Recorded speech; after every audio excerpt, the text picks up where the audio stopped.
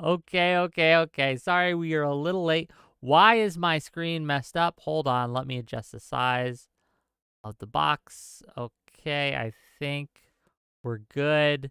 We look good? I think we look good. Okay, gang, welcome, one and all, to yet another episode of WIC TV, a cross-ideological platform where we come together to talk about issues both political and cultural, from the silly to the serious. Have we got a show for you tonight? Okay, we have a wonderful guest list here, and we're going to be talking about something that's come up very recently with the Dr. Disrespect discourse. For those of you who don't know, recently Dr. Disrespect was exposed for having whispers, Twitch private messages with a minor where they were planning to meet. We don't know too much of the details, but we do know that Twitch covered it up.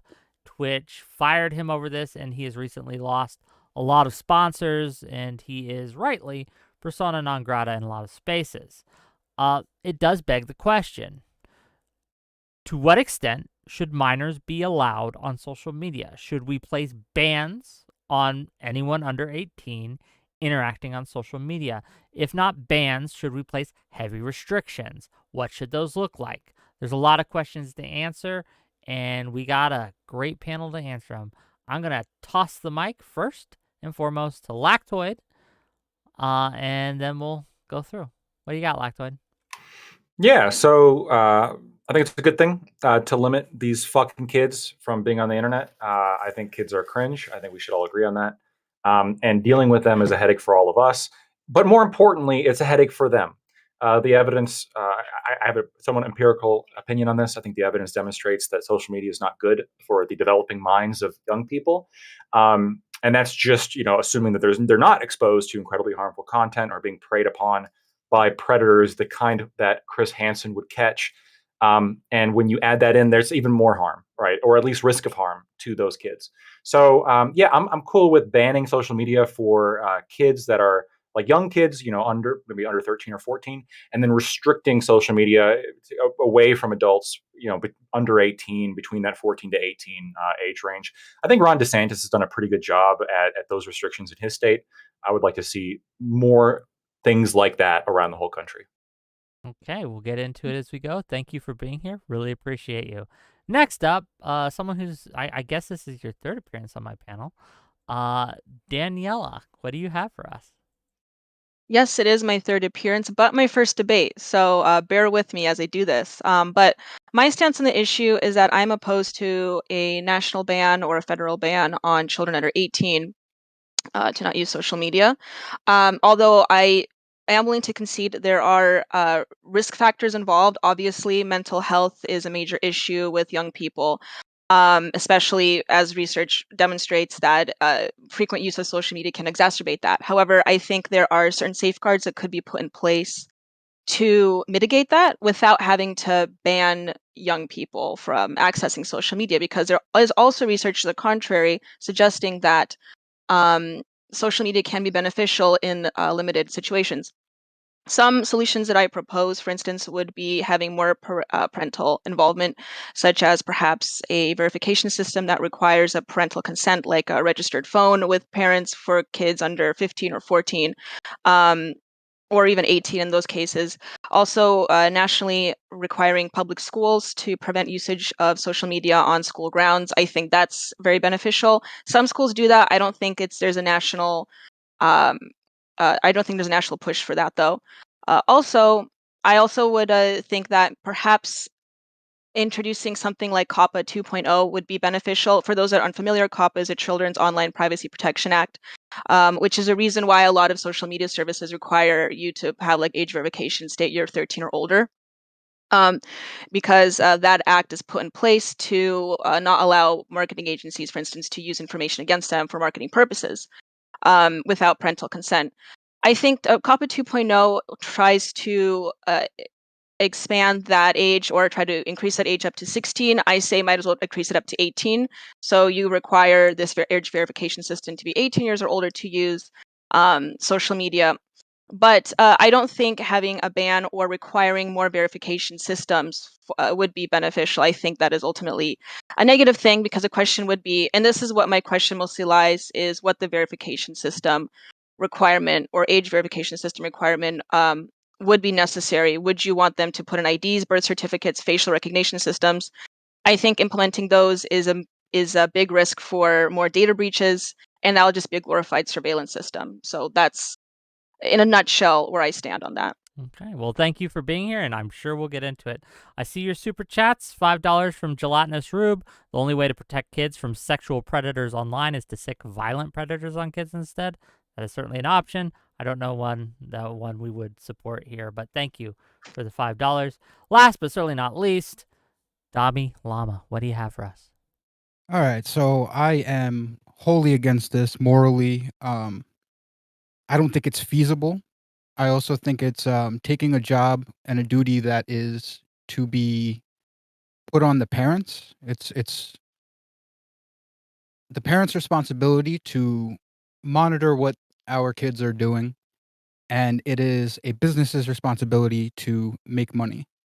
And the idea that we would force these companies to do something that's against their bottom line with, we'll call it wishy-washy data on the effect, and force them to cover the expense in a way that the only way that it could be implemented is actually creating a bigger data breach threat. So I'm looking forward to getting into that. I think Okay. that's pretty much the... That's where you're standing. That's where you're standing. Yes. Okay. Yeah. Well, thank you for being here, Dami Lama. I really appreciate you. Let's get into the weeds here. And with that, the floor is open. You guys can start whenever you're ready, whoever wants to go first. Yeah. So a couple things that were said, and I feel as though the most of the disagreement's probably going to be, I guess, with Dalai Lama is your name, sorry, and Yes, then Daniela, you're okay with some restrictions. So it would appear. So I think that you're probably a little bit more in the middle here of this Yeah. discussion, which is a perfectly fine position to take. I think though that we have to be careful in characterizing the research as a wash because it's not particularly a wash. And if you actually look at the meta-analyses as to what they say the positives and negatives are, the negatives are much more tangible in terms of, oh, look, like the people who do this like report much higher rates of depression and anxiety, etc. And then for some subgroups, if we limit their social media consumption, that depression's alleviated, right? And then when you look at the positives, the reported positives are pretty fucking nebulous, right? A high percentage of tweens who use social media say that it's a good place to meet like-minded people or to connect with friends, and like a very high percentage of them, those kids, respond that they believe that is the case. But frankly, I don't really care what they believe, right? They're children. We shouldn't care what they believe. They're stupid. What we should care about is what effect this is having on them. And if right now the majority of the evidence appears to indicate that this is having a negative effect on them, I think we have a responsibility. It's fine to be paternalistic towards children. I think we have a responsibility to protect them from themselves. So when you say the majority of the evidence is against it, can you give me some examples other than like examples of the sources of those? And I don't mean to like source you, but like because the God. Well, I mean, I can send you a like No, the no, meta-analysis right here. I don't. All right. So the positives are here. There's a couple studies on the reported positives, right? Specifically, the majority of adolescents report that social media helps them feel accepted. They say that it helps them connect with friends. That Yeah, research appears to be we both associated agree with that. Vogel's, Gels-Watnick. That was in 2023. And then the harms in terms of doubling the risk of poor mental health outcomes for people who use social media, or adolescents who use it for more than 3 hours a day. That's Rhyme and Fetter. That was in 2019. And then there was a specific cohort study where when they reduced social media usage among kids down to only 30 minutes a day, which I would argue is a pretty heavy restriction, this dramatically alleviated depression symptoms. And that was Breguri, Levy, and Macarin. That was in 2022. I can send you what I'm looking at. Thank you. Any responses to that, or else I have a question for the I do want to make one point though. Please. What issue that I have with the focusing on social media is that I'm afraid of that leading into a slippery slope situation like lactoid. How would you That's your name, right? Lactoid. Yes. That's a weird name. How would you respond to like the video game crisis? Because I mean, despite what the memes say, there is there is a direct connection between also mental health issues, increasing ADHD, and frequent use of video games. I mean, would you want to place restrictions on that? Something like what China Potentially. implements? Well, Okay. potentially, and this is, and I just, this is where I lose the whole audience, right? But when people are freaking out in that moral panic about how video games make you violent, there's a lot of people who say, no, that's not true. That's some complete bullshit. And I was guilty of saying that for a long time too. But I was fact checked in a debate, and it was pretty embarrassing. I have now 12 sources, all indicating that video games do have deleterious effects on the minds of children. And violent video games do make children more aggressive, and it makes them less social, and it causes issues down the line. I think that there is, to some point, there is problems when it comes to exposing children to these things. Now, look, when it comes to allowing adults to do what they want to do, I'm all on board, right? Let adults do what they want to do. They've made the decision, even if it's negative for their life, right? If they want to smoke, they want to drink, whatever, right? But we're not okay with children smoking, and we're not okay with children Sure. drinking or driving cars. And the reason is these have deleterious effects in their lives. Well, if we look at this, and this is also having a deleterious effect in their lives, and we have examples of successful policies, like again, Ron DeSantis did this in Florida relatively successfully. Why? I'm not convinced that it can't be done, right? In the same way we check people's IDs when they go into bars, I think it's fair to expect these companies to check IDs before they allow them on social media. Okay.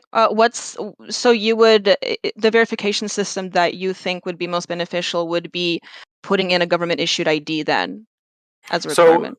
If I ran the world, my solution, this is the exact same solution that I would have for porn sites. I've actually been advocating for this system for porn sites going back a long ways, because I don't think it's good that kids are watching pornography. I would have the DMV have like an authenticator token that you can get, and the DMV already has all your information anyway. And then you can use the authenticator token that your local DMV's website gives you to access any of these adult-only websites. And the DMV makes sure it's actually you, because I don't want these fucking private companies having my personal information. I agree with you guys on that. Fuck that, okay? Mhm. But the DMV, I mean, they know everything about me. They have my social security number. They know where I live. They got everything. So if they can vouch for me that I'm 18, that seems to be like the best solution, right? I guess so. I mean, that's definitely an option. I would be concerned about, again, the increased risk of data breaches. Because as far as I'm aware with China, because China has pretty stringent verification systems as well, they put in what their equivalent is of our SSN to access certain websites, and because they have it for video games and for social media, where like they limit children a certain amount of time of social media versus adults. And I mean, I was looking into their implementation processes of that, and even though they have fully implemented that, from what I've read concerning it, and I have to look back on my source here, but like I read one report on, um, for instance, according to the European Union General Data Protection Regulation Program, it said that that implementation process was completely fragmentary, insufficient, ineffective. That there are ways around it, and that it's very difficult to maintain it in an efficient system. So I would wonder like how the implementation process would work, and also that, and this is just one source I found in regards to that. I wish I'd done a little bit more research on it, but I would be curious to know like how would you respond to that, also considering that data breaches, especially from like foreign sources, would be much more greatly increased, especially since we require everyone to do this if we don't rely on COPPA, for instance, as an age verification And system. if I may piggyback just as a question to your authenticator token idea, and this is something that I have talked to you about, or I've heard you talk about it before. Does this not give the DMV access to what sites you are looking up? Yeah. Not necessarily. Implementation here is going to be critically important. I don't disagree. And if we're saying like, Lactoid, do you support a poor implementation over no implementation? I don't, right? If this could be implemented bad enough that I'd prefer no system at all. I Okay. agree. But I would say that if we approach this intelligently, and there is something that we could propose that would work, that this would be superior to having nothing, right? So Google Authenticator, for example, they give you these throwaway tokens that you use to access certain apps. Mhm. And those tokens are randomized and they're only good for a set amount of time. And they don't track your data, right? What these tokens would do is simply provide a green check mark from the DMV saying this person has the legal ability to access this website. It doesn't say anything about your personal information, your SSN, your demographics. All it verifies you are over the over the age of 18, and you're not and you don't have a mental disability that puts you in as a ward of the state, right? Obviously, legally these people are essentially children. They also probably shouldn't be able to access this stuff. As long as the websites get that validation, oh look, green check mark, they're in. That's all I care about. I don't want them having access to our So information. how do you feel about the idea of that authenticator token being well? All right, so let me reword this. Why is it more safe to force children to actually identify themselves? Say, with the alternative being, so in my house, the rule is anything that identifies you is private. You can't be public with it. My daughter has accounts that are public, but they're like fan accounts. Um, anything with your face, anything with names, that's all private. Um, but it seems like, say for those other accounts, wouldn't she be forced to identify herself? No, because she wouldn't have access to the tokens from the DMV, right? Because the DMV is only going to hand out the token if you're over the age of 18. And if you don't, have your information with the DMV, or you're not over the age of 18, you go to click on the give me my token and then it says denied, right? So Because so you're a so kid. how so if you don't have to do if the kid doesn't have to identify themselves, how do you avoid like the cool parent on the block just signing all their friends up? I mean all the kids' friends up. So this is a valid like pitfall. The problem is there's no real way to solve this. But just because we can't solve that doesn't mean we shouldn't have any rules. So right now we have rules that prevent kids from buying alcohol, which I'm very strongly in favor of those rules. I don't think kids should be able to buy liquor. Now, I am fully aware that there are parents who buy liquor for their kids. There are people who know adults who, over the age of 21 who've bought liquor for their friends. I have personally, well, I'm not going to admit to that. I don't. Here, I'll admit to this. Because now it sounds worse because now you don't know. Like I didn't Now I'm buy wondering what minors you did with the alcohol. kids, Lactoid. Exactly What right. did you did I with didn't the buy kids? I didn't buy minors alcohol, but when I was a minor, I absolutely bought alcohol from friends that I had that were over the age of 21.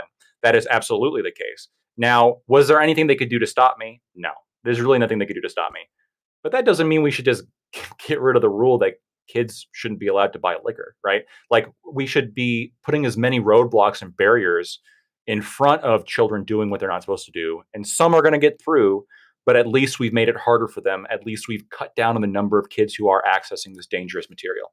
Okay, a question.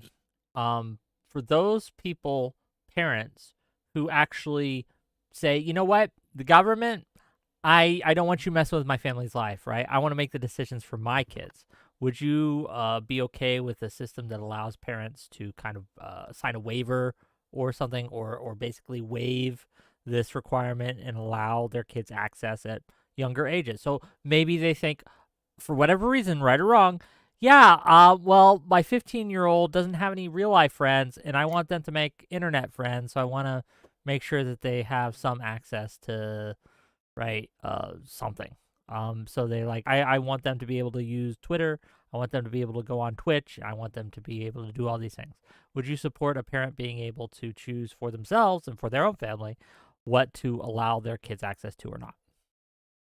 It's difficult, right? I'm torn on that one because on one hand you have, I think, the interest in parental rights and maintaining the coherence of the family, which has some good benefits when you in the long run for the child tacked onto it. But on the other hand, there are things that are bad enough that I don't think a parent should allow their kid to do. I would not be comfortable with a parent buying cigarettes or alcohol for their child. I would not be okay, and this is something that there's some disagreement on, surprisingly. I would not be okay with a parent allowing their kids to have sex. I don't think people under the age of 18 should be having sex. I have met parents who let their kids under the age of 18 have sex with other children. I think that's a problem. Okay.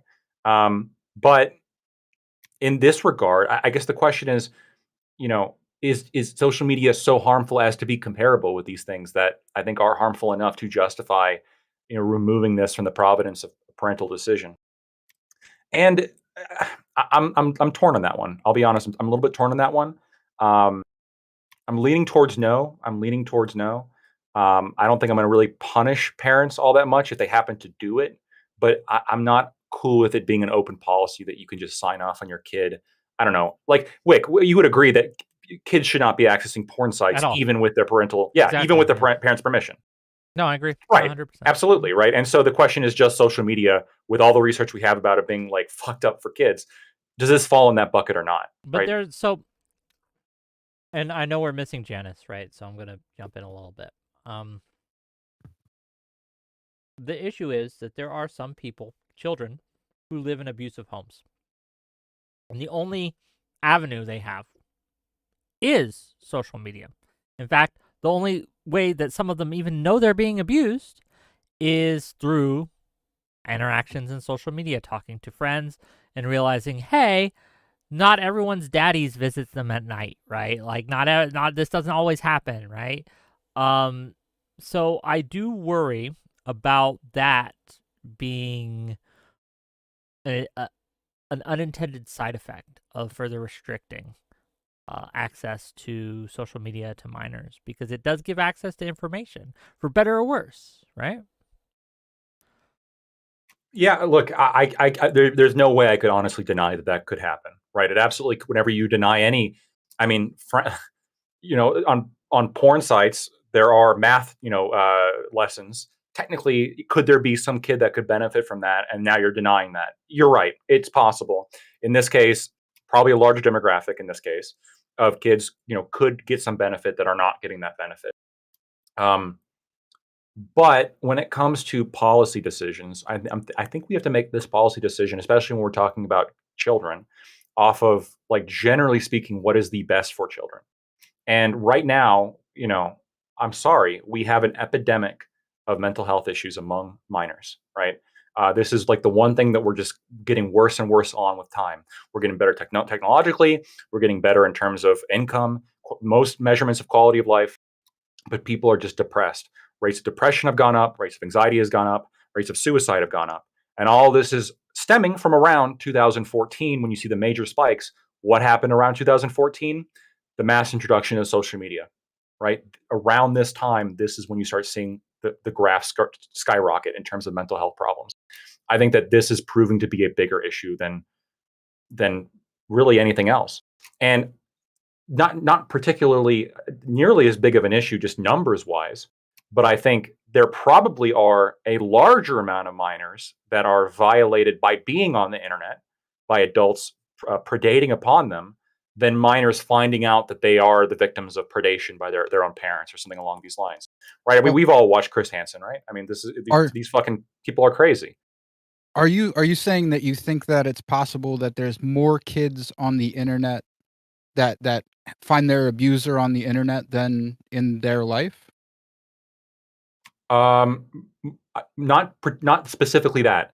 I think it's very possible that more kids find their abusers on the internet than would be saved by finding out that they were being abused by information on the internet. Okay, so I, we're adding so also the people that find their abusers on the internet, a lot of the time their abuser gets found because they're on the internet. Would you count that towards the number? when you say they were found because they're on the, I mean, they're found because of what they're doing, right? They're found because there's a sting operation set up, and they show up to meet a 13-year-old. Well, But no, he's saying that internet usage facilitates them finding the predator easier. I yes. believe, right? Yeah. Well, I, also the mediums that we're using. Say you go on Facebook Messenger, uh, you try saying something that is against TOS. They're going to log you out real quick, Yeah. and they're going to let you know, hey, don't do that. 2000, what was it? 2018, I think it was.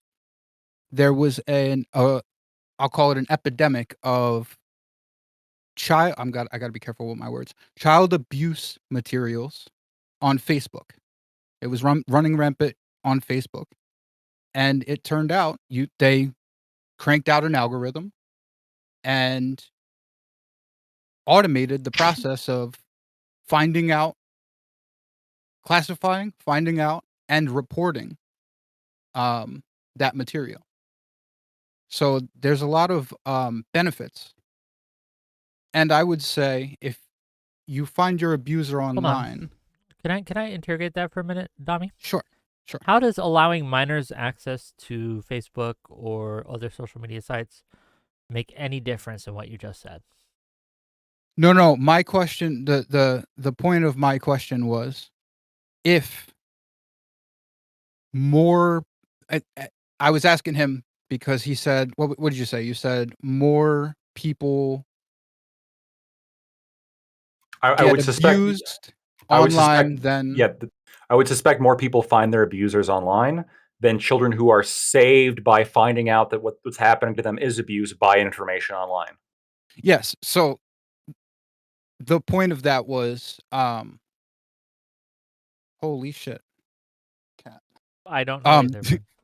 No. The point of that was there are mechanisms online. The point wasn't, there are mechanisms online that aren't in life where we know, in IRL, where we know that the majority let me just cut to the chase.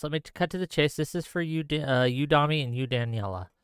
All right. Are children safer on social media, or does social media make them less safe? In your opinion, what do you think? That's like oh, go ahead if you have the answer. If you have an answer, go ahead, Danielle. I mean, yeah, I obviously exposure and, frequent exposure to communication like that is going to make them less safe. I would agree with that. And I think like I had suggested initially, there is evidence that demonstrates that it does affect mental health. I'm not opposed to having regulations or some safeguards put in place, but I think that having a national, like federal ban completely for, a cutoff at 18 or younger, you can't use social media, I think is foolish on many levels. I think the restriction of social media will make it more attractive for young people. I think that also, in terms of like public perception, it would be negative with Americans. I think it'll be difficult to implement as well. But that being said, I would concede that if you increase communication at that level, there are going to be some risks involved, absolutely. But there's risks involved with anything. I mean, if you go outside at all, out of your house, there's more risk that something bad will happen to you as opposed to staying inside, right? Or if you go drive your car, you have greater risk of getting killed in a car accident. Your mortality rate spikes when you drive, as opposed to just staying home. Doesn't mean I think we should not drive. Well, we don't let children drive, though. We let 16-year-olds drive. I think they're children. Should we? Should we really be letting 16-year-olds drive? I can show you the rates on that. I don't know. Possibly. I mean, I started driving at 18. I didn't have the attention span to drive at 16. Should we let 16-year-olds drive? I don't know. I don't know anything about that topic. I mean, I can tell you, right? So when you look at graphs of like accidents, and I've handled cases where you had 16-year-olds and 17-year-olds getting in accidents. They're very stupid, right? There is a big distinction between a 16-year-old and an 18-year-old, just mentally. There just is, and especially when it comes to operating a motor vehicle, right? Look at the rates of accidents between 16 and 17-year-olds and compare that even to 18-year-olds. There is a massive drop off in just the first couple of years. Now, some of that is obviously going to be because after a few years you get better at driving. But even factoring that in, right? When you have a minor operating a motor vehicle, thousands of pound metal machine to the risk in their own life in, I got a problem with that too. And we can have a conversation about raising the age required to get a driver's license. I think it should be 18. Possibly. Now, that doesn't really speak to the point I was trying to make, but just to engage with what you're saying here for a moment, that could possibly be true. And I think, again, I'm not an expert on like childhood development or anything, but I think there's some case to. I think you're right, Lactoid. I'm going to be in the middle of this issue, but I think there's reason to believe that people are maturing later now. And so, for instance, I think we should also raise the age of consent to like 21, I think, as opposed to 18. It's a few years, but I think it makes a big difference. For example, so I do think there's conversations to be had. That also includes driving, perhaps. Maybe like functioning motor skills isn't as developed at 16 as it is at 18, right? Hold up. I can't let you just sneak that one in there without interrogating it. You want to Sure. raise the age of consent to 21. Interesting. Absolutely. So you would say that a 25-year-old dating a 19-year-old would be illegal. I think there is. I think age gaps should be held into consideration.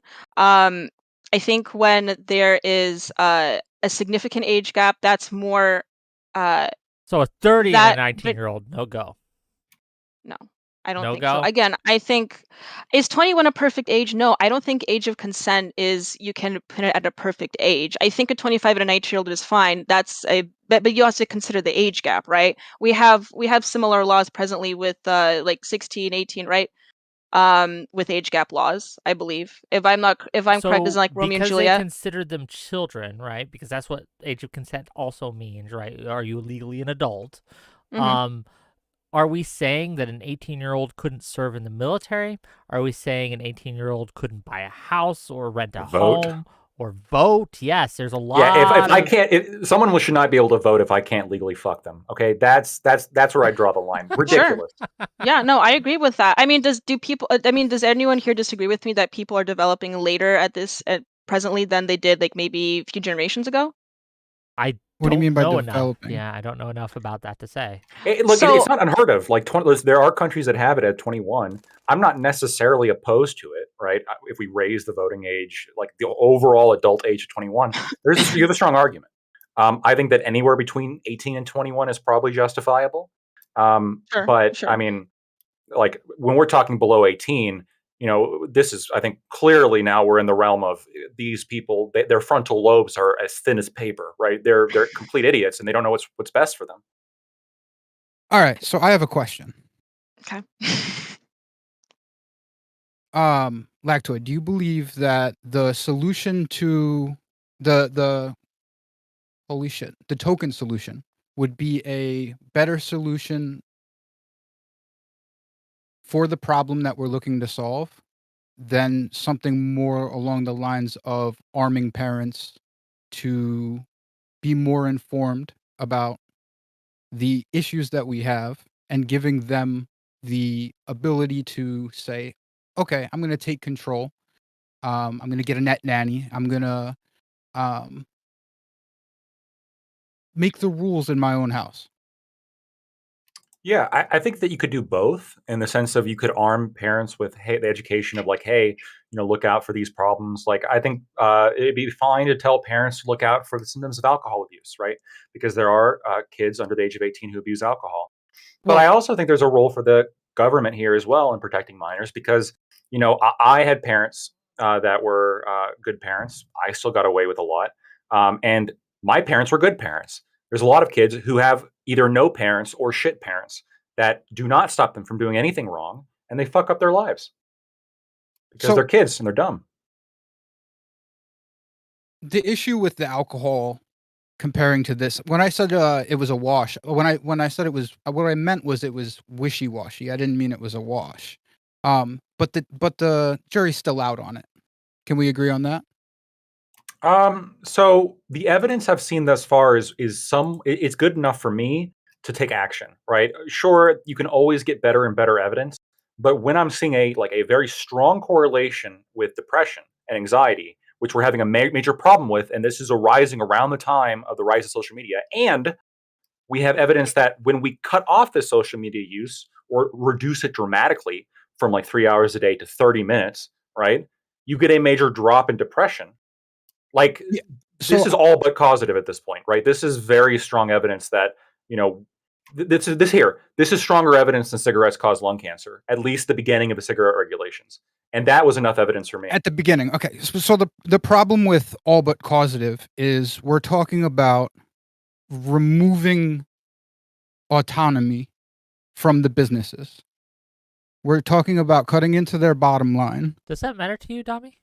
Absolutely. So do you think that businesses, your driving light here, right? Your guiding light is that businesses have a duty to make money to their shareholders. They have fiduciary responsibility to their shareholders to make money, and therefore it's okay for them to use children in order to do that. Absolutely not.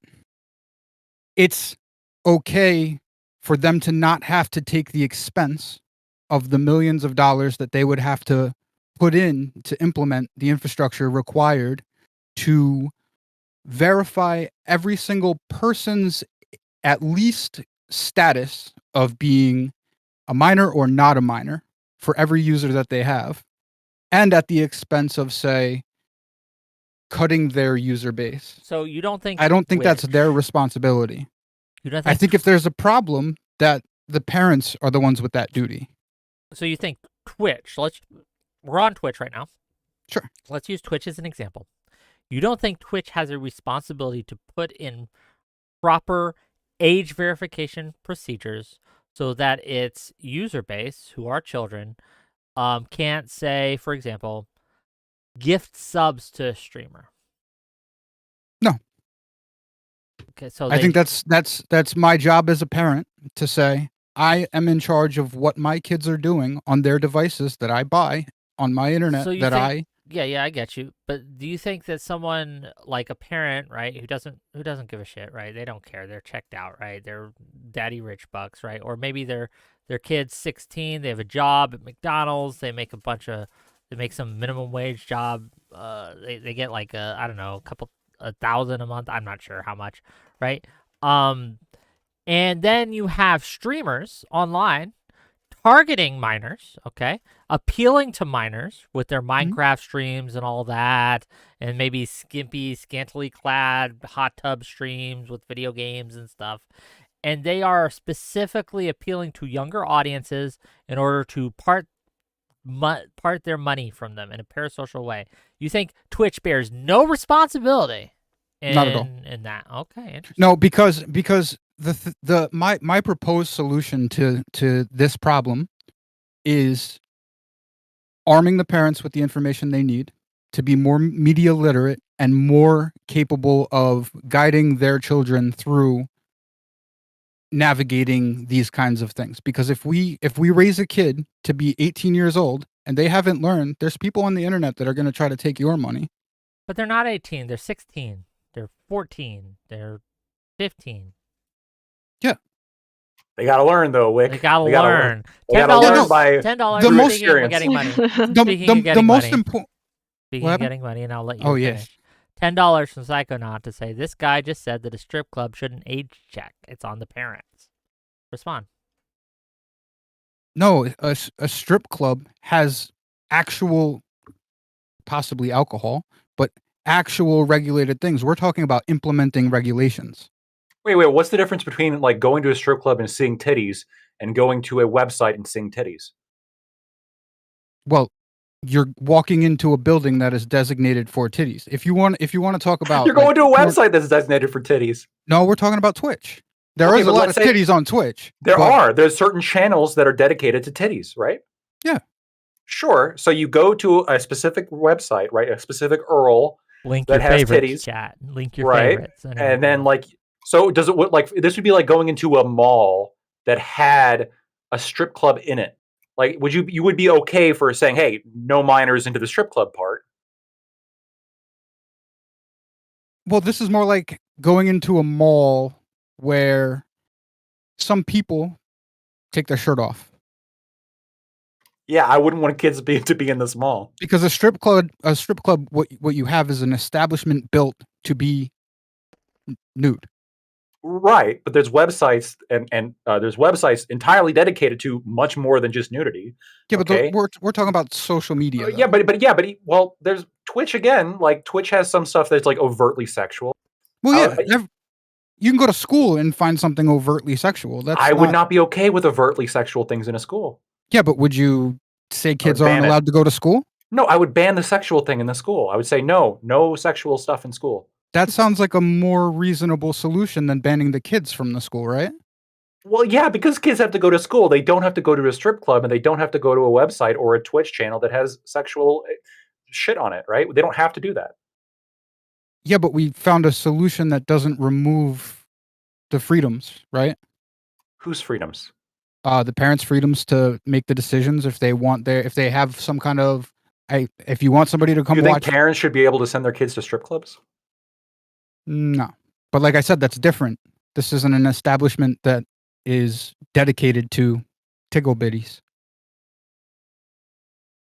Okay.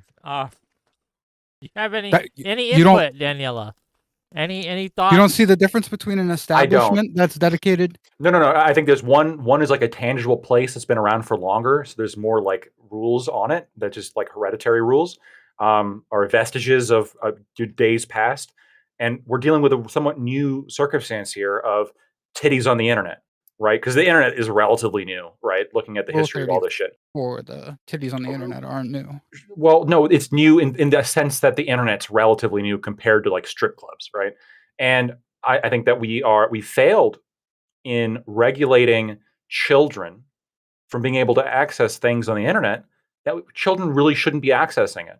And I think a lot of this has to do with a lot of the lawmakers just didn't know what was on the internet. They know strip clubs. They still don't know, though. That's the problem. They still don't know, and that is the problem. So we have to do a good job by telling lawmakers, hey, there's a bunch of shit on here that kids probably shouldn't be seeing. But right? the other very comparable to strip clubs, and you wouldn't let a kid into a strip club, so why are we letting them onto a specific Twitch booby stream or a porn site? $5 before you respond, and you respond to this too. $5 from the scorned one. There are non-nude strip clubs that use pasties. Your logic path would mean those clubs don't need to prevent kids from going in. Respond. Except they serve the alcohol. Those are let's the say ones. Let's say they don't. Let's say they don't serve alcohol. Yeah, pasties. Fine. I don't know why you would let your kid go into it, but like you're talking about dressed women. Hold on. So you think that it would be okay for a parent to let their kid into a strip club if they use pasties over their nipples? That's not what we're talking about. We're talking about removing the right, not if it would be right for them to do it. You're allowed to take your kid into a bar right now. I don't think you're allowed to take your kid into a strip club, and I think that's a good idea. Well, if you're talking about a strip club, I don't have kids, to be clear, but I'm pretty sure that's a rule. But if you're talking about a strip club that has clothes, we're not talking about a strip club anymore. No. Okay. Pasties? Do you know what a pasty is? First of all, let's clear this up. Do you know what a pasty is? Yes.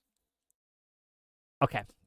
Your pasties, you're covering the nipples, right? Isn't that counts? Couldn't you watch any channel on cable TV and pasties be the thing that means, oh, we don't have to censor this? Isn't covering the nipples the one thing that makes it a finable offense? Not covering the nipples is the one thing that makes showing titties a finable offense? I don't know enough about the censorship of television to tell you. I'm pretty sure that's the case. If it is the case, I think that's a poor case, right? I think it should be censored far more than imagine if it was on like Cartoon Network or Nickelodeon, right? Just like giant titties with little pasties on them flopping in front of no, I wouldn't be okay with this because this shouldn't be in front of children. So you're saying titties shouldn't be in front of children? Yes. Unless they're breastfeeding. So there's an exception here. There is an exception. The exception is the food, the nourishment for the child. Yes. There's food at the strip club. Daniela, save us. What you got? Breastfeeding versus strip clubs. What's the difference? Explain, breast haver. Go ahead. I would say, oh boy, I think just to like bring this back to what we were originally talking about, I think there are many things that we could rely on before necessitating overall regulation. I think increasing media literacy in school is a necessity. I think having parental involvement is a necessity. Incentivizing parental involvement is a necessity, and incentivizing parental involvement to the point where yes, we rely on the parents to not allow their kids to go in strip clubs or access information online. Just to be clear, you're okay with bans for kids in strip clubs, even if they have pasties, correct? You're on board with this? What if their mom's working? I don't. What if their mom is working at the strip club? That's even worse. And now that's too much judgmental. Now, how? What if that's our only way to get money? Hold on. No, why is the kid? Yeah, I want to hear from Danielle real quick. I just want to get. Okay, I'm trying to recalibrate where we're at. So titties on Twitch. Do you think that Twitch? Let's bring it to Twitch, right? Do you think that Twitch does a good enough job right now in preventing children from accessing sexual content? I have just started using Twitch. From what I understand, you can't show any nudity on there, right? Or are there like designated parts of Twitch where you can? Because it sounds like Lactoid was saying that. I'm unfamiliar. It's not. You can't show like can't nipples on show the Twitch, whole right? thing, right? But you can get pretty damn you close. can get really Okay. really close. Pasties. Yeah, I think unironically. So you can You can do that on even the wear news, too. pasties. You can wear pasties on Twitch and not be like banned. I just want to I don't know the understand. specific, but you can If get you have enough close. followers, yeah. Yeah, you can get close. I'm not gonna give you the because I don't want to give misinformation here, so I don't know the exact. I'm not gonna do that anymore. I've never But I've never needed to look this up. But well, it sounds like it's left to the discretion of the people anyway, because like as Lactoid just said, if you have enough followers, then you can get a pass for that, from what I understand. So I think, I mean, isn't it like a pretty understood that Twitch's system is like pretty messed up anyway? Well, that's what I was Okay. asking you, whether or not Twitch does a good enough job preventing minors from accessing sexual content. And by sexual content, I don't just mean nudity, right? But I mean like hot tubs, strip dances, but they don't actually like they stay in a bikini, stuff like that. Yeah. $5 from Rabid Wombat, and then I'll let you answer the question. Magazine racks and 7-Elevens are censored and buyers age verified. They bear this cost to sell the product. Why should social media be any different? But answer my question, Daniela. I'm really curious. Yeah, no, it doesn't sound like they do a very good job at all. I think that, we should, once again, we should probably increase that age verification to like from, I'm assuming you have to be 13 or older to use Twitch. Is that kind of? You have to check a box. okay? Yeah, exactly. I mean, to expand Click. that, I'm 13 or older. Click. I understand there's many ways to get around it. What do you mean many ways to get around it? You just have to click a box. You have to lie. You just have to it's click. not Well, hard. yeah, It's a very complicated way. It involves moving the mouse to a particular area. Well, I don't know. I mean, there's some. Aren't there like some other ways that like verifying an email and all this that I mean, some kids, I don't think if they're young enough would be able to Some utilize places that. do that. Some places, but they're not required, right? Let's just be honest with ourselves. The Mhm. only thing stopping like a 10-year-old from seeing the most hardcore degenerate shit, like in terms of the roughest pornography, is clicking a box. That's the one thing. It could be the parents. Right. It could be the parents. You're right. The And parents might stop them from clicking on the box if they're there, if they care enough. Yeah. Okay. $5 from Often Topical. 33 out of 50 states allow public toplessness. 3 ban it. 15 have ambiguous laws. Should we ban kids from being outside lest they see a stray boob? How about breastfeeding in public? That's this seems ahead. to be an issue that's unique to Twitch, I would assume. I mean, because there's a lot of social media sites that, other than Twitter, I would say that comes to the top of my head is like that you cannot really have pornographic material, disseminated so frequently. You have it on Kick. You have it on. Well, we already mentioned Twitch. We already mentioned Twitter, right? I don't know about Threads. I don't use Threads, right? Let's see what else is there. Anything with Meta, I don't think. I want to correct one thing real quick as Please. well. The person who said that only 3 states outlaw it. It's true that only 3 states overtly have rules against it, but it's not the case that in other states you can just walk around topless necessarily. In a lot of states, if you were to do that, you would get arrested for disorderly conduct. Right? They would just put that under discon and arrest you anyway. He did You say can on Times Square. He did say 15 ambiguous laws, right? Well, I'm assuming even in the other states, right? There's going to be situations that they put you under disorderly conduct. There is a line where prurient interest begins. Like where does pornography begin and where does it end? What is sexuality? Is breastfeeding sexual? No, it's not. You're feeding a child. It's good for the child's well-being. I've been a long proponent of women breastfeeding, and I think women should. Most women who say they can't are actually wrong. They actually can. So they're either lying to you or they're lying to themselves. But that doesn't mean that me whipping my dick in circles and saying fuck me in the middle of Times Square in front of children. This is not okay, right? This is overtly sexual. And there is a level of independent judgment that we have to exercise in terms of what's sexual and what's not. But there are some things that are clearly on one side of the line. And a lot of that shit children can easily access by clicking a box if their parents happen to not be there or happen to not care. And I think that's too far. That's too much to allow this easy access to children. So my issue is we agree on the, I guess, badness of these bad things, right? Or the moral judgments on these. Well, things. I don't know if we do. You were just saying that like it was cool for strippers, with just pasties to be dancing in front of children. Wait.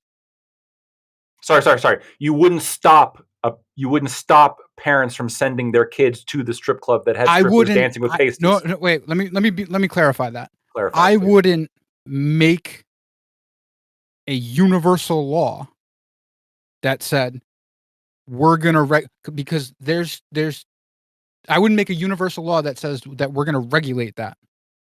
Why not? Stopping children from going to strip clubs with pasties. Going into strip clubs. Yes, with strippers in there that have pasties that are flopping their titties. Well, what is it that is? Is it an open? Wait, let me get to what I was saying, and then we'll come back to that. Yes, you know what? Fuck that. We do agree on the moral aspect of that. That's what I was saying. I don't know why. Not just a moral, but legal. No, this is important, right? I'm going to take the brave stance here. No, this is important. Stop. This is important. I, right now, am taking the brave stance that I think we should ban children from entering strip clubs, whether it be pasty strip clubs, whether there be alcohol there, whether or not. If you're under 18, you shouldn't be able to go into a strip club, full stop. Okay. Do you disagree? It depends how it's implemented. Who's the responsibility on? What's going on with the strip club? No, these are real questions you have to ask. Yeah, something can be illegal, but the responsibility that's reasonable. It would be reasonable. Just like the responsibility should be on the website. Well, no, we have. Wait. Oh, do you believe that the websites are a platform, or do you believe they're like a venue? Would you call them a platform or a venue? I don't. I think these two terms are synonymous. I don't see a difference.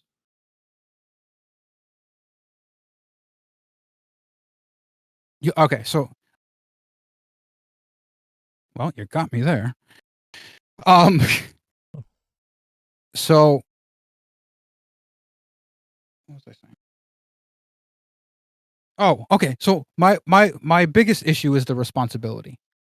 Okay, you don't think that the company should have responsibility to keep minors from accessing their product. Daniela, do you disagree or agree with that? And let's try to get a little back on track, right? Let's try to rein it in a little bit. I did want to bring it back to TOS on websites because, as I mentioned earlier, with Twitch, Twitter, I would have to reread like TOS on those websites. But I understand that some websites are more stringent on what is considered pornographic material and what they frequent on their website versus others that don't. And so, obviously, for websites like Twitch and possibly even Twitter, we would probably have to have more stringent verification systems, since they do disseminate that kind of those kind of images. And to answer the initial question, I don't think anyone under 18 should enter a strip club, no. But that is up to the business to regulate that themselves, like how the websites should regulate what is considered pornographic material and what can be disseminated on there. But obviously, if it's like a website that does have overtly pornographic material, like Pornhub, for instance, that's a completely different conversation than just what I was under the impression. We're talking about things like Facebook, Instagram, Snapchat, basic social media sites, where that's not a known let's thing. Look at X, for example. You can see X is like famously, they've had 2-hour-long porn videos just on X. It's on X. It's there. I have only used X since Elon got access to it. So my question, right? So yeah, my question is: has that always been the case with Twitter or X, or is it just since it was rebranded? I can't speak. I'm also very new to the X experience. I wasn't Okay. very on before. I didn't notice it then, but it's possibly I wasn't following the right people, quote unquote, right? So Yeah. I can't honestly answer that question. However, I know that in recent days, X has explicitly made it okay for there to be nudity in these things on its site. And again, unfortunately for us all, we're all at risk of encountering a 14-year-old while we're on X and their stupid ass opinions. Okay? Children are on this platform. They do have access to pornography on these platforms. So the question of the panel is, should we, in the interest of protecting children, ban them from these platforms or Yes. insist that these platforms have heavy restrictions on what the minor is able to access during their time within? So, for example, my specific advocacies that I would make tonight, and I would challenge you both on, one, if you're under 18, you should not be able to, in any way, shape, or form, donate, give subs, give bits, give any sort of money to any streamer, podcaster, any of these grifters, okay? You don't give them a cent. You should not be allowed to by law. And there should be punishment, right, to the platform if they allow you to do so, right? There should be fines, something, right? That's advocacy number one, okay? Do any of you disagree with that? Let's one at a time. What did you say, Dami? I didn't hear you. Oh, yes, I disagree with that. It Why? puts the responsibility and the cost on the platforms instead of on the parents for regulating their children in their home on their own internet service. Right? Like there is no shortage of scary sexual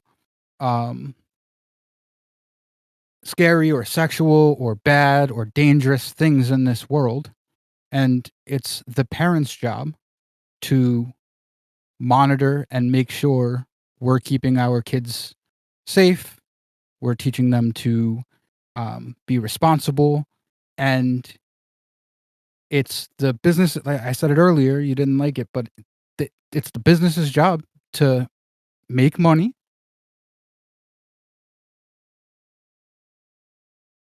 in a way that is moral for them. They don't have a responsibility to our kids. They have a responsibility to their users and to their investors if they're public. Daniela, do you disagree with my statement before I go in on him? I want to make sure I get everyone in here. We're talking just donations Yes. for streamers that you mentioned? Yes. Okay. Streamers, podcasters, influencers, all that jazz, right? Okay. I am leaning towards not agreeing with you. Once again, I think that just goes back to the initial question of whether or not they should be able to use these services at all. I think like we should, once again, just to reiterate Dami's point, we should rely more on parental consent and parental regulation. I think going back to the previous point, I do want to clarify. I think there needs to be more regulations placed on what is considered or what sites can proliferate on their websites, especially if we're considering pornographic material. If a website like Twitch, and I'm sure a lot of us have issues with Twitch, that allows specific material and also allows a certain age bracket to utilize it, such as kids under 18, and they still have pornographic material, there needs to be some kind of regulation that clearly distinguishes that. Where Twitch would be more reflective of something like Meta's TOS, where you can't disseminate any of that, those images. So I just wanted to clarify that as well. No, I get you. So I'll address you both, right? The idea that the platforms or the businesses, as Dami Lama would say, have their main responsibility is to make money, but I think that there is a good reason, and I would advocate for restrictions being placed on how they can do so, right? For example, I think one we could easily agree with, like they couldn't use slave labor in order to make more money, even though it would be cheaper. We would all be against that. That's even though illegal. it would give them more money. Is this true? You'd be against this? Yes? I'm against them breaking the law, yes. Okay, that's what I'm advocating for, is to create a law, meaning it's illegal, right, for them to allow minors to donate money. Am I quiet still? Is this not on? No, you're No, good. no, we can hear you. Okay. It should be illegal for minors to be able to donate money on things like YouTube, on things like Twitch, on things like Twitter, on things like all these media sites, right? I think it should be illegal to do. I think it's predatory. I think that these sites are preying on minors in a lot of ways, much like I'm against allowing minors to gamble, right? I think that there's good reasons to prevent them from doing so. So once again, I guess I would ask, right, to both of you, what benefit is given to allowing minors to, and let me put it this way. Should I be able to specifically target 16, 15-year-olds in order to get them to super chat to me and give me gift subs? Should that be legal to do? Well, my question would be, how would you do that? I mean, Well, using what material? Easy. Or I'd what? be like, I'd generate my content to children's shows, children's games. I would put on an air that I'm friendly to children. I would specifically call them out and say, hey, take your mom's checkbooks, right? And or you can give me some money that way. There's a lot of different ways I could do this, right? I've never tried to target children, but I think I could make it work, right? We could look at some of the bigger streamers like PewDiePie and some of these other streamers who obviously, right, tailor their content towards a younger audience. And we can see how, in a lot of ways, this parasociality is predatory, for lack of a better term. So in order to protect kids from being fleeced out of all their money, I think it's perfectly okay to limit their ability to donate. Well, with So- the sorry, Go ahead. sorry, go ahead. No, go ahead. I'm still trying to Okay, find the words. my question to that would be like, okay, well, if it's like they want to purchase stuff for a game, right? I'm not necessarily even opposed to that, because of a kid that's going to utilize their mommy's checkbook or her credit card rather irresponsibly, they're going to do that regardless, whether that's online or offline. Again, I think this goes back to the parental consent or parental relationship the child has with the parent. And again, I would just want to and this goes back to the initial argument, is like, how would we implement these verification systems anyway? I guess the authenticator was a thing that we agreed upon, I suppose. And I'm willing to consider that, but just to isolate on your point, I think if there's going to be issues with your point, Wick, if there's going to be issues with kids utilizing their parents' money irresponsibly online, that's going to happen elsewhere anyway. So I don't see why overarching that regulation over to online spaces rather than in-person spaces makes any bit of a difference. Okay. But Any So- thoughts? Go ahead. So my issue with it is, I was trying to think of what the thing was called. We have a version of this. It doesn't touch as far as what you're asking for, but we went through it with a couple years ago with COPPA or COPA Mhm. back in. Yeah, that's what Daniela mentioned, right? Oh, Yeah. but the problem is now we're just adding more. Like, even with that, the response, the duty the burden got placed on top of the platforms. Yes. That didn't the solve the platform- problem. No, We still have the problem, and we're gonna always have people being people, and people like just because there are always going to be people who get around the system, who abuse the system, or who the system doesn't catch, does not mean that we do nothing, that we don't mitigate it, right? That there are specific ways. And if what we're doing now isn't working, I would encourage us to find ways that would make it work. $10 from Psychonaut to say we are letting perfection be the enemy of good. And exactly, I don't need a perfect system. I understand that no system is going to be perfect, that there are going to be flaws, there are going to be loopholes. Kids will find a way in some cases, but I think we should be putting more obstacles up towards these kids. And again, my first point was the money, but my second advocacy was being able to interact with adults. I don't think a child, a minor, should be able to message an adult or vice versa. I don't think I should be able to message a 15-year-old. There's no reason for it, right? So- And I don't think a 15-year-old should be able to reach out to their favorite content creator. Oh, I love your content. It's so great. Ooh, woo. Right? There is no reason for this, and I don't think it should happen. So the problem is take Facebook Messenger, for example, right? Facebook's also a live streaming platform. They have implemented Facebook Messenger Kids, right? They give parents the ability to limit who their kid is friends with. They get to accept or reject any connections that they would possibly make. We get the output of all of their conversations at will. And the idea that they built this out specifically for parents to be able to monitor their kids and take a proactive approach in making sure their kids are doing what they feel fit for whatever their beliefs are as to what's fit. The idea that we're going to now say, no, that's not enough for you as a platform. Instead of if we want to make any regulation, instead of regulating, hey, parents, you need to do your due diligence because some of the platforms at least, are doing way beyond their due diligence to make sure your kids are safe. So you need to take the time and be educated. And if you don't, then the punishment is on you, not on the platform. When we're talking about platforms with 1 billion people that they have to be able to monitor the age of and the actions of every single one of them. That is the cost of business. If you can't afford to protect children on your site deserves not to be in business. Point blank, period. But that's it. At if you scale, can't if you're a bar who can't afford to have the dude at the front door checking IDs.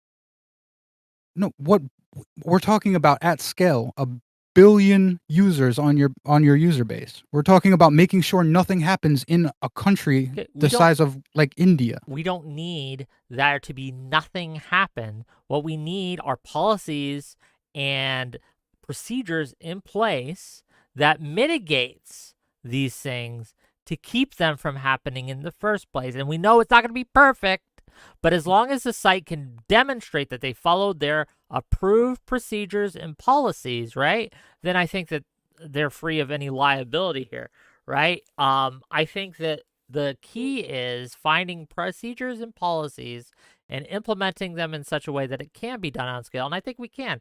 Simply, again, age verification token, and then remove the ability to private message from children. So well, just remove it. Platforms There's no reason for it. Platforms like Facebook already implemented that, went above and beyond their due diligence that you're talking about right now, the processes and procedures. What do you think would be easier to have, say, a parent of even 10 kids make sure their kids are doing whatever these limitations that we're trying to put on the business Here, I want to protect kids. Maintaining it for 1 billion people? You're the one saying that, like, the parent, maybe you are saying this, that the parents like should be monitoring their 10 kids at all times. What we're saying is that, like, it would definitely take a lot of stress and you know, this isn't really the argument for why to do it, because it would make the parent's job easier. But the real reason to do it is if the parent fails, which they often do, then the kid accesses the content that we don't want them to access. Yeah, I want. This wouldn't be just for Facebook. This would be for every. Yeah, I want to protect kids who have bad parents. Everybody wants to protect kids that have bad parents specifically. Even if your parents suck, or you're an orphan, or so if you want to make something illegal, I want to make sure that those kids are protected too. Yes. If you want to make something illegal, make that neglect. Don't put it on the company that has to keep track of 1 billion people. Put it on the person that's got to keep track of their 10 kids. No, we and that can it's also their do this. responsibility, their fiduciary responsibility. That's literally all they have to do. We can do that. We can do that too, right? In the same way that, if we find a kid with a bunch of alcohol, we can potentially go after the parent for neglect. but we can also do it supply side as well.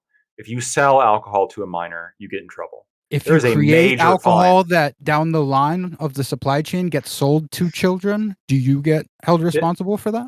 So this is a long-standing concept known as proximate cause, right? You have to, you obviously have to draw a line somewhere. You can't be like, well, technically, if the parents of the person who sold alcohol to the minor, if they didn't fuck, then the guy would have never been born to sell alcohol to the minor. Therefore, the parents are somewhat responsible. Arguably, like in the most ridiculous worlds, yes, you can always draw some chain of causation towards something else because ultimately, butterfly effect, everything is somewhat causatively related. But that doesn't change the fact that when you're like, we still hold people responsible for their own actions.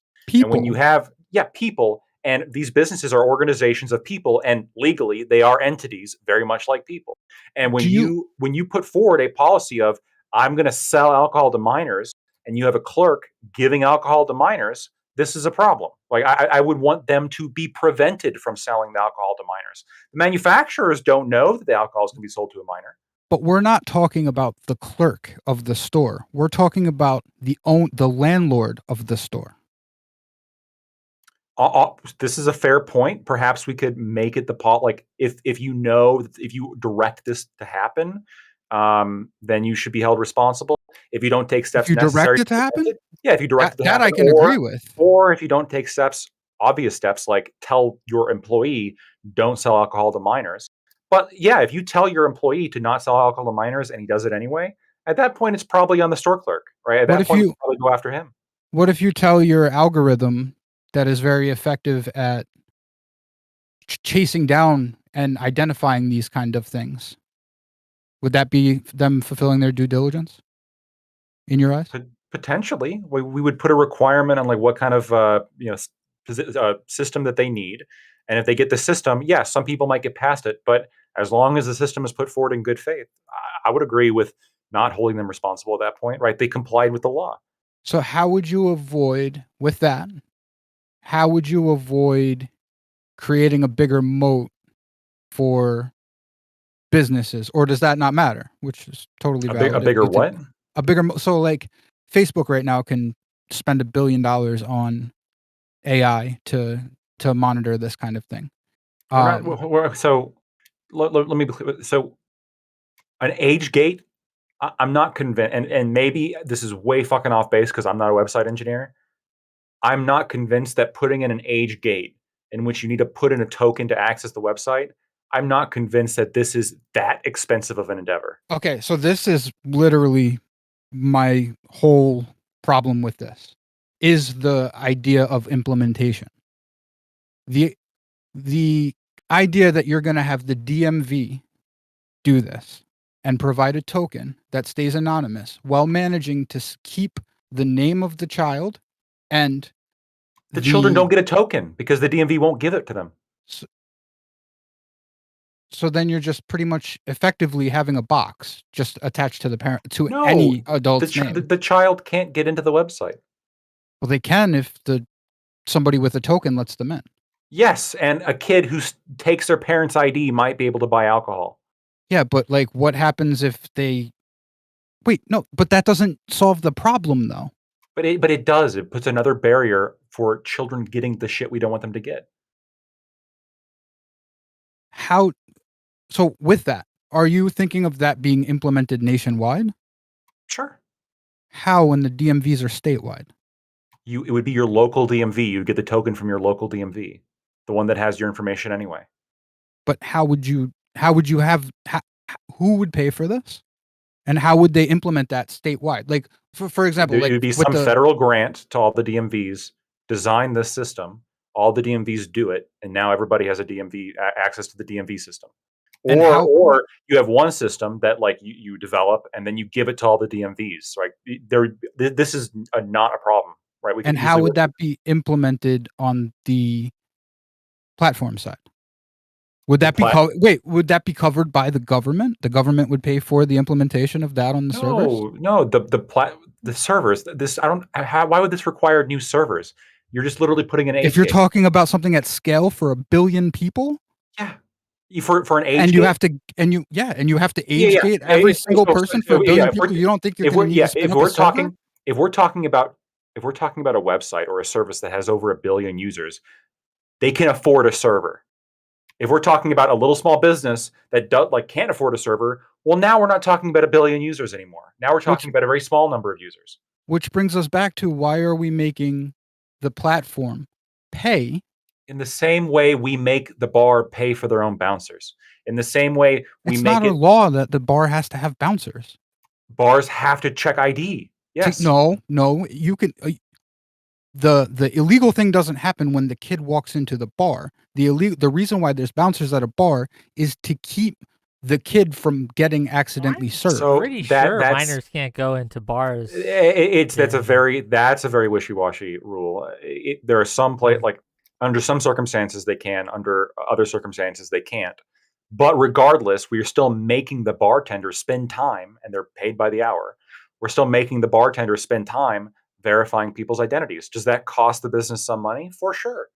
And we say, yes, you're going to have to spend some time making sure you're not serving minors. I want to make sure Danielle gets some shots in here too, right? We've been neglecting her a little bit. Oh, no, that's fine. I'm just listening to the argument here. And it is true that in my initial issue with the age thing was the verification process, essentially, because I'm more concerned about the data breaches, not necessarily the need for children having access to social media. And what Lactoid did pose with the authenticator process is interesting to me. I don't know if it's fully convincing, but I guess I'd just have to be more familiar with the process involved. But he's saying that the local DMV will look over the information. And would you use Lactoid, I guess, just to ask you about this? Because I am interested in the implementation process as well. Because I think that's what other countries were in. That's like a big issue that other countries run into when they try to implement these processes. But you would initially mentioned that you would use. And America's great. Anyway, go ahead. Right, it's true. We're definitely better than China. But you mentioned something similar to what Google uses, and they're like, I had to use that app before too, where it like sends you a code, right? Yeah, Google Authenticator. Okay. There's a number of apps that do this, and a lot of apps you can elect. A lot of games even you can elect to like add an authenticator to your account. So you can only access your account if you have the authenticator code from the app on your phone. I'm saying just have that system, and I'm sure this is a little bit more complicated than putting it than this might be, but the concept is roughly the same, right? The authenticator code is given to you by the DMV that you can use to access whatever adult website, whether that be certain social media, whether that be pornography, whatever, right?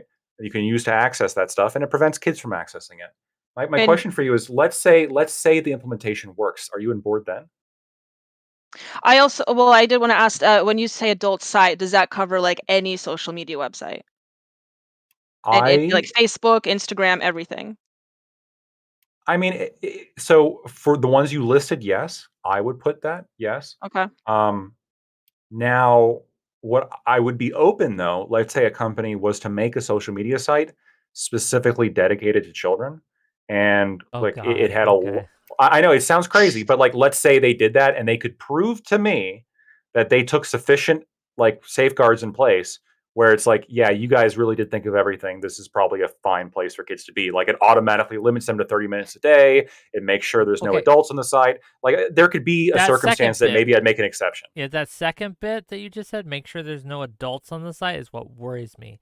One of the concerns I have with isolating or even identifying minors on the internet is it makes them targets. It puts a target on their head, right? And predators are out there. They know, oh, hey, this person's a minor, okay? Most people, good people, I think people are mostly good. They're like, oh, 14, do not interact. I don't want anything to do with you. Go away, kid, right? But there's a certain subset out there that would absolutely make those people a target. And so that is my concern with your stance here, Lactoid, right? If I may push back against you, is that by segregating children to their kids-only section or whatever, what you are doing is you are putting all the targets in one place that all the predators know they're there. And I think that it makes the code the person gets from the DMV, though, I'm assuming it wouldn't be transferred to those websites. It wouldn't be usable, right? There would need to be there. Look, I'm not even I said this could maybe be an exception, like the kids only social media, maybe.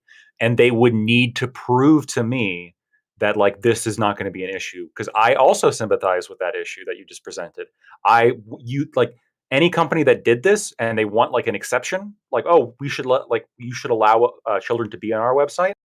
You got to prove to me that like this is not going to happen, that you're not going to have predators on this site, and that you have some kind of like verification system, you have some kind of system, like very solid system in place to prevent this from happening, and then I might be on board. But until you can prove that, I'm all right with just, look, if you're a kid, you really shouldn't be on social media. So here's my main problem. My main problem is I don't see a way the one-time password, I mean the authenticator idea, all of that could be implemented in a way that separates having to identify a kid and put the information and the consent information on a database in order to track liability for the platform, because we're putting it on the platform. And then when we have something happen like the Neopets leak, now we have information identifying kids. No, you wouldn't need this. But no, what They, you're saying, they aren't going to have any information of the kids. You're inventing technology, though. Wait, so you realize you're inventing technology. Which website's going to have the kids' information? The problem is you're inventing technology. One-time password is not. It is a real thing. No, I know it's a real thing. One-time password is a second factor in your authentication. What? So the reason why this exists is you log in with your username and your password, and then you get this one-time password that rotates. Yes, that's how a lot of websites currently operate. Is there any reason why that first part couldn't be skipped and you just enter the one-time password? I mean, that kind of thing happens, but where are you keeping the identifying information? The DMV. Okay, how do you resolve that to the rotating numbers on the platform side? The DMV's website gives you the code. The DMV already has all your information. So here, let me walk you through this as I understand it, and Lactoid can correct me if I'm wrong. So I, Wick, am 40 years old, right? Old enough to do whatever I want online. I want to see some titties, okay? $10 from Psychonaut. Can anyone talk about any good SM gives to kids that is far greater than the negatives? Oh, can anyone talk about any good social media gives to kids that is far greater than the negatives that are currently impacting them? Keep that question in mind. We'll get to it. Thank you for the $10. But let me walk you through. Okay, Wick wants to see some titties on some adult websites. I'm 40 years old. I can, okay? So I'm like, man, I need an authenticator token. So I go to my local DMV's website. All DMVs have these, right? I put in my name or whatever or something, and I click, give me a token. And then I get a randomized token. That's good for 24 hours or so much time, right? A day, 30 days, I don't know, right? You get a randomized token, and then you go, and when you try to go into the titty website, you have to give them that token. And yeah, you bada bing, bada bang, now I can access my titty site. But if Wick was little Wick, and he was only a mere wee 11-year-old Wick, I would not be able to do that. Does that sound right to me, to everyone? Like, that's my system. I understand. Where's the rub? The problem is the implementation. First, like, this concept doesn't exist. We would have to invent this.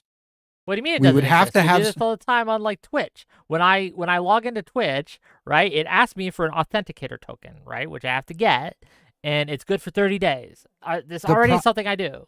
The problem is those authenticator tokens, what they're doing on there doesn't have identifying information. That's the point of them. What we would need to have is somewhere where the information is, and then somewhere on the server side that resolves the connection between your authenticator token and the rotating number and your identity. Because what happens when you get to the second part of the two-factor authentication, you've already handled that identity problem. You've logged in with your username and your password. They have that part of your identity based on, but now what we are doing in this theoretical technology is we have to resolve it to an actual name and verification of your No, I government don't. information. No, you What? do. If the whole Only point to of it get is to a prove. token. That token is randomized. It can't be traced back to my name. The DMV has simply authorized me. This is a randomized token. There's no connection to where I use that token. When I enter it into the site, they don't check with the DMV. They simply, is this token valid or is this token invalid? That's it. My question to Lactoid Please. would be, how would this prevent? And correct me if I'm just misunderstanding the process completely. I'm sorry if I am, but how would this prevent adults giving children those tokens? You couldn't, right? There'd be Okay. no way to prevent an adult from doing this. In the same way, there'd be no way to prevent an adult from buying alcohol for their kid. Right. But that Okay. doesn't mean we just throw out the rules of minors being able to do this by themselves, because at least now we've made it more difficult for minors to do this in the absence of adults. Arguably, this actually gives more power to parents to stop their kids from doing this shit, because now the kid can't do it on their own, right? But Yeah. They would need their parents to, like, collaboration to even, get the code to do the shit. Which, I mean, I don't think parents should be doing that, but at least then there's a parent involved. Wait. Oh, okay. Wait. We might not actually. So the liability on that with your theoretical technology wouldn't be on the platform if they It use would. this. It would Oh. if they don't use the system. Yeah, if they don't use the system. As long as they use the system, if they require the code to enter, then I'm not going to hold the business responsible. Even if they get the code from their parents. At that point, it's on the parents. So Maybe I can hold the parents responsible. Okay, I'm throwing a flag on I'd this. be sold. I'm throwing a flag on this because we're looping really bad here. I want to address the super chat that was sent, and I want to ask first Daniela, then I want to ask Dami. Right? We talked about some negatives of social media all night, but the super chat asked a fair question. What positives do you think? Sell us on the argument that aside from their freedom to choose, right? What benefits does a child have from being a social media? What benefits do they have from watching Amaranth on Twitter or something like Again, that, right? I did want to, and I guess this connects to my next question would be for Lactoid would be what could be considered or what would be covered under this token. But if we're talking about just basic like message sharing apps, I cannot cite a lot of sources indicating or research indicating that there is like major benefit of utilizing social media.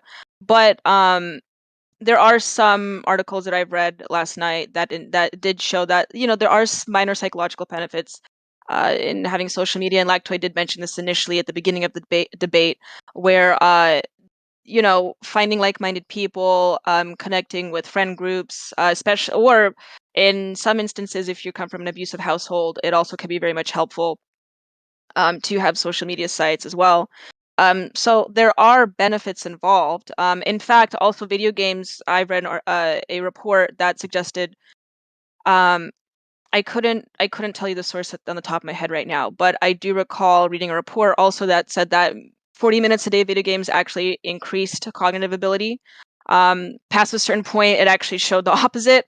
But there is an argument to be made that having access to technology and to certain information is beneficial in the long term, but it's usually under circumstances where it's highly regulated in the time limit that you have. So again, I'm not necessarily opposed to having safeguards put in place to prevent children having like long-term access to social media. But my question would also be like, what would these tokens or these authenticators be? What sites does it cover? Because we're just talking about adult sites, and I was under the impression, at least for this debate, it would be like for basic like Instagram, Facebook, Snapchat. I would assume, right, that you would also need one to log into Instagram. and you would also need one to log into Yeah. Twitter. I mean, in that case, I would just have to reconsider, because again, and this goes back to the core of the argument, which is the relationship the child has with their family and their parent. That's true, though, Lactoid, that this also would incentivize probably stronger relationships. Because I'm not necessarily opposed to the idea of this system put in place. If the parent wants to, for instance, if the parent trusts the kid and they think their kid can handle it, they could give them that token, and perhaps that could benefit that kid in some cases. I wouldn't be right. That was the opening statement that I had of this debate, is that I do believe in safeguards. I think they should be left up to parental discretion, first and foremost. And I did mention the idea of like registering phones, for example. This system that you suggested, it sounds like to me there's not a lot of like security issues that would be involved in this, so I'm not necessarily opposed to it. But that was a bit of a long-winded answer, so I apologize for that. Okay. It agreed with me, so it was a good answer. Fair enough. Fair enough. Sorry.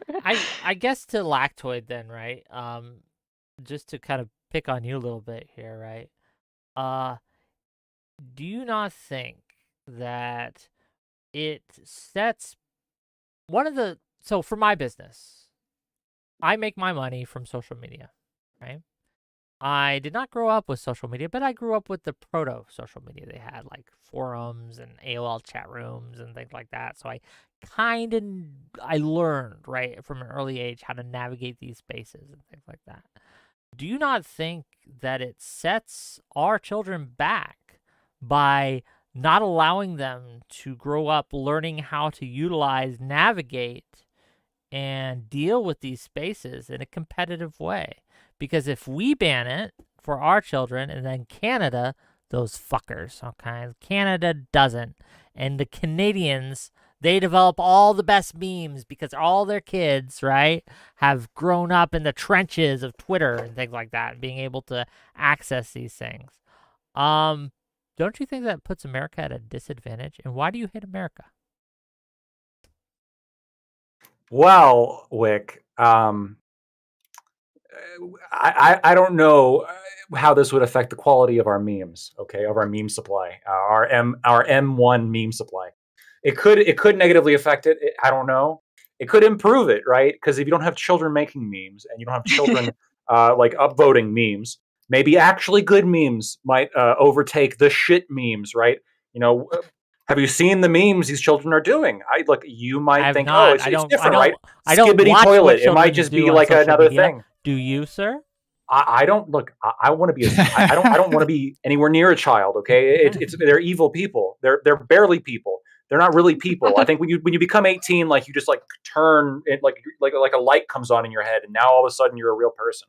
That's how I view humanity. And I don't think these things create good memes. I think they create shitty memes, usually about weird, obscure references that are bad. They're it's the strangest fucking humor ever. And it makes them depressed. So yeah, Canada maybe will have higher meme generation, but I'm guessing they're going to have shittier memes, and the kids who are making the memes are going to be offing But themselves. in a more That's not music. That's noise. Sure. In a more serious note, right? We do recognize that the way we communicate globally and interact with the world is more and more and more, like it or not, through social media. And I think that there is some benefit in children learning how to navigate that and becoming familiar with the technology and how to use it. And Put a not having to class in wait high till school on 18. it. Okay. Put a class where they can go to like media the literacy. computers. Yeah, media literacy. They can sit in a computer lab and they can go take them through an instructional guide. Here's how you make a meme on Facebook, right? And then when they turn 18, they're gonna go out into the real world and they're gonna quickly learn shit, okay? Because now they're adults. No, I don't think that our having 14-year-olds and 15-year-olds on the internet makes the internet a better place. I think it makes it a worse place. I think really anywhere children are makes that place a worse place. And because I'm on the internet, right, I've got a direct bias here and just wanting the internet to be a good place. Okay, I interrupted both you, Dami, and you, Daniela, so please go ahead. Go ahead, Danielle. What is this? Is this for the meme question? No, you were trying to say something and then I interrupted you, and I'm apologizing. Oh no, I don't remember what I was saying. I Fair was so enough. enamored by the last conversation that Enamored I is a lost track. word. Enamored Yeah. is a word. I guess. Well, we are kind of winding down here, so let's do this. Is there anything from the let minors have access to social media side that we haven't touched on that you think we should have? Go ahead. Oh, yes. I think that social media is a part of our society, and I think that arm is growing in relevance. It's growing in the actually that's part of the problem, but it's growing in relevance, and you're really kneecapping a big part of how we interact together today and tomorrow for this idea of what was yesterday. If we're just thinking about limiting kids on social media altogether. Response? I look. My response is we got to put these children in Weenie Hut Junior, right? Like they need to be in a different location. There is the kiddie, the ball pit that the kids can go and play in, while the adults sit in a different area. Ball pit's I'm gross. not convinced. I'm not convinced that that children having this sort of widely unfettered access to adults on the internet. I don't think this is a good thing at all. And I think I understand the concerns with literacy, but I just think there's so many ways around this, and I'm not really convinced that it really makes these kids all that much better. I think what it does is it makes these kids depressed, and then I have to deal with them like when they start when they become an adult, and now they're depressed adults, and now they're on the internet being depressed, and now I gotta fucking tell them how to be happy, and it's just not good. Dami, your Yes. 14-year-old kid wants you have a 14-year-old daughter, and she's like, "Hey, Daddy Dami, right? I wanna Stop. go on Wow. I wanna go on Twitter. Okay, I wanna go on Twitter. Do you allow your kid on Twitter? Twitter, like today's Twitter? No. No, you wouldn't allow. What about Hell Twitch? no. What social media sites would you allow your child on at 14 years of age? TikTok. You allow them on TikTok. Okay. Yep. Daniela, same question. Might as well just put a fucking plug from the CCP directly in the back of their head to be controlled by the communists. Okay, that's what TikTok is. That's what they're doing. Daniela, Sorry, go ahead. your kid, you have again, mommy Daniela. Okay. Mm-hmm. 14 years old. They want to go on Twitter, on Twitch, on all these sites. Which sites do you let them on? Which sites don't you? Why? I would allow them on sites with stringent TOS rules as it applies to, Such once as? again, what I mentioned with the pornographic material, such as like Meta, Facebook, Instagram, Threads. They're pretty good with their TOS on that, as far as I understand. TikTok's cancer, so probably not TikTok. I like there's like a direct correlation between like use of TikTok and like the diagnosis of certain mental illnesses. So I don't know if I'd let them use TikTok, but things like Twitch, especially X, I would not, because they're not really good with their TOS on that. So no, not Okay. not on the sites that clearly do not care about pornographic But you material. allow them on Instagram, even though we do have studies that show access to Instagram increases the rates of Increases self-harm. depression, Yeah, self-harm. for children. That's more of a question of the child's individual temperament, and since you're asking a question that's limited to my individual I child, understand. I would just have to look at the patterns that they, Fair enough. Fair enough. Okay. Yeah. Gang, this has been a beautiful discussion, right? I think we've covered all the bases here. I think that we've had a lot to talk about. I want to give each of these individuals a chance to have closing statements, closing arguments, and then final plugs for their stuff. And then I got some great content coming up I'll tell you about, but let's get to their stuff first. And if you've liked this content, if you've enjoyed what we've been selling here tonight, right? throw some subs my way, some super chats, some bits. All these things help. Hit that like button. Hit that subscribe button if you're watching this on YouTube. If you're watching this on Twitch or Kick, hit that follow button. We got some great stuff coming up, but I'll tell you about this after we get these wonderful individuals to plug. We'll start with Dami. Dami, give us what you got. All right. I think altogether, the moderation of what content children consume is the responsibility of the parents. There is some due diligence on the parts of the platforms, but I would put the ultimate responsibility on the parents. Okay, where can people find you? X, the best naked platform there is. .com/thedamilama. Give him a follow, gang. I'm dressed though. Check him out. Thank you for being here. Really appreciate you taking your time Thank out you of for your day having to me. come on the show. So, gang, if you're watching this, give him a follow. I have links to all these guys' descriptions in my YouTube description. So check that out. Click on their links. It'll be great. Daniela, final thoughts.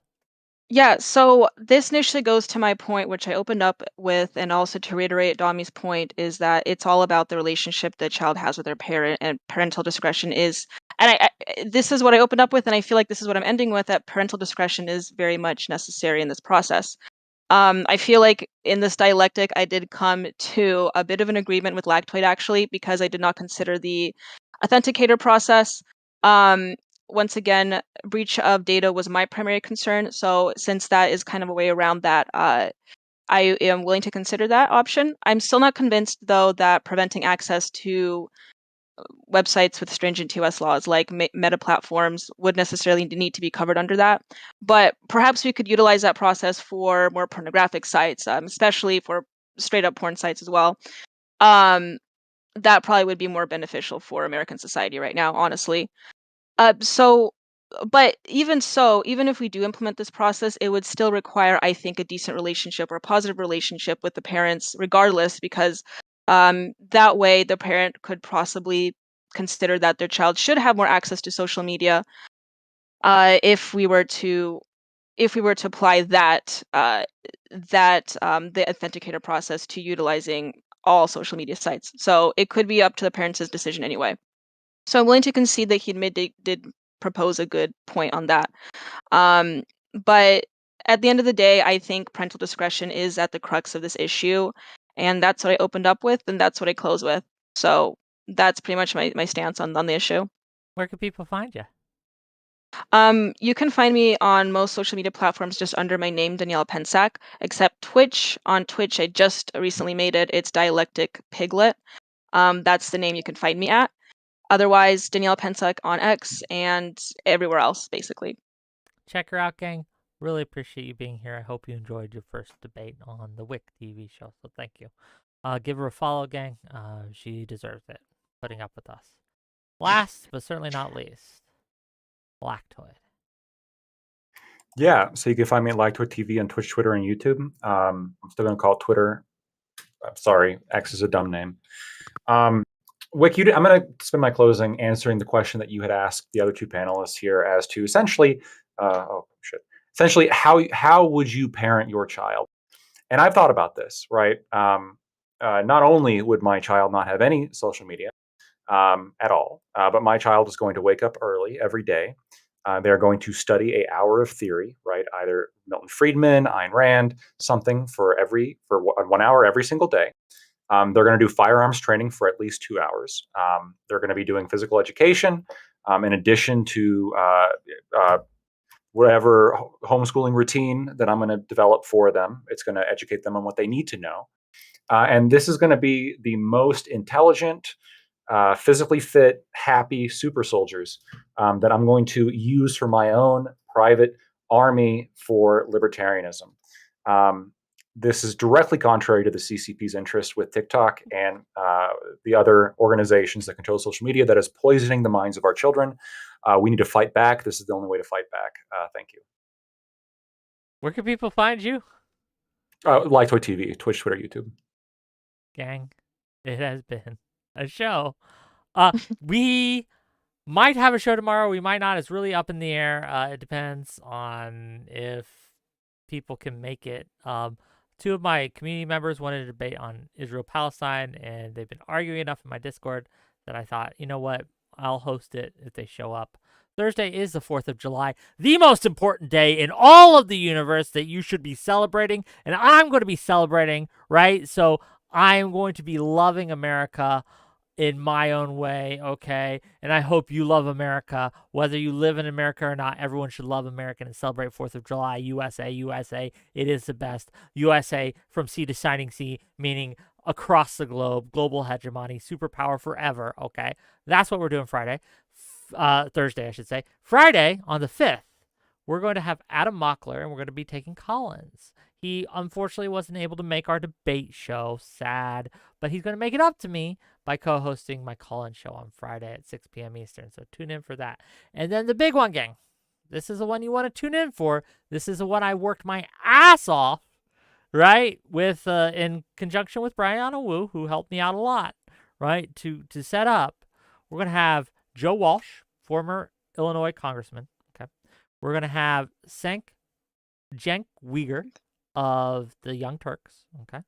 We're going to have Destiny. He's been on my show. He's no big deal, right? And we're going to have Brianna Wu, also no big deal, been on my show a few times. And then we're going to have me. And we're going to be talking about whether or not Biden should drop out of the race. Is that in the best interest of the Democratic Party? Is that in the best interest of the Democratic voter? Right? There's a lot to talk about. There's a lot to discuss. I say no. I say Biden was the primary victor, and it would be a undemocratic thing to throw out all the millions of primary votes cast for him to let the elites appoint a new nominee. I don't think it's feasible. I think it makes our chances of winning worse overall. And for these and a host of reasons, I'm against it. But we'll be talking about it on Saturday at 5 p.m. Eastern, so a little earlier than normal. Make sure you tune into that, gang. It's going to be a show. It's going to be a great show. Me and Destiny versus the rest of those cowards, okay? No, they're great people. I love them all. I appreciate them coming on. But yeah, tune in. Okay. Lactoid, are you going to be streaming after this? No, I'm going to be heading off. I just wanted to say, though, I think you should keep him. I mean, he is the president that beat Medicare. Ha, ha, ha, ha, ha. Look, he had a bad night. We all acknowledge he had a bad night. But we do what we can with what we got. And I think that overall, he's just a better candidate than Trump, especially. But we can argue about that another day. We'll right into Tiberius D. Why not?